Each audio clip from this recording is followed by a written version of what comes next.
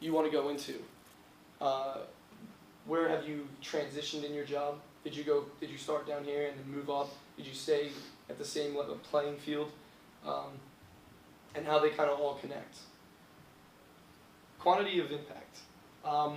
By this I mean don't use vague words to describe your experiences. Use detailed words. Give them some sort of art to them, some sort of color, so you can really like paint a portrait of yourself. If you're just doing another word that Joe Schmo would use, then you're not going to stand out and they're just going to throw yours away, or the applicant tracking system isn't going to pick it up. A professional summary isn't required, but it can work. It can work in your favor, definitely benefit you. In that, you want to definitely put those bigger words, those more detailed words, and tell them what exactly you're going into. Some other companies, they can recognize companies and recognize where you've worked and know that you have that experience. For example, if you worked at Amazon, they'll know that you've been working on projects at a larger scale. But if you worked at startup programs, they might know that you wear different hats in different fields. You also want to show signs of motivation in the workplace, signs that you're willing to go further, signs that you have gone further, and that you're not just going to get this job and do the bare minimum for them. They want you to come out and they want you to do things for them, and it's like that's what you should be wanting to do anyway.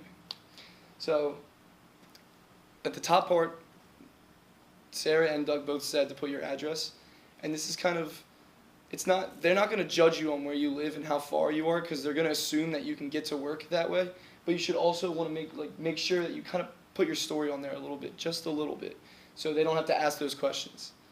So when all's said and done, you don't want to format like Craig. That's horrible. You can't read anything. It's all jumbled up and squished.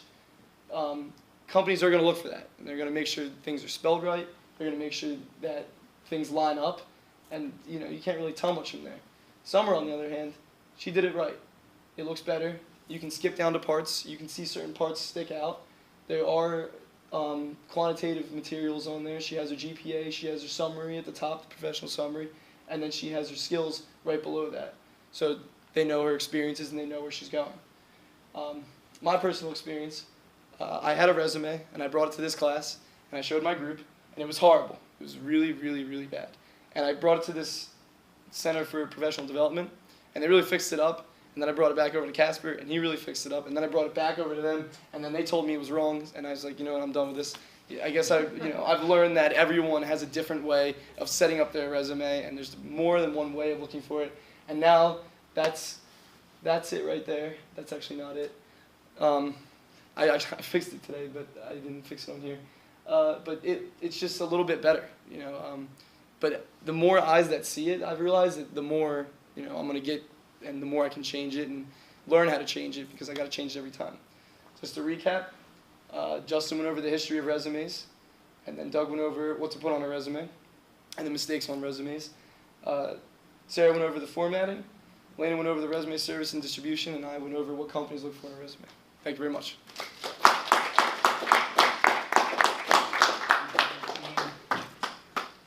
Refresh.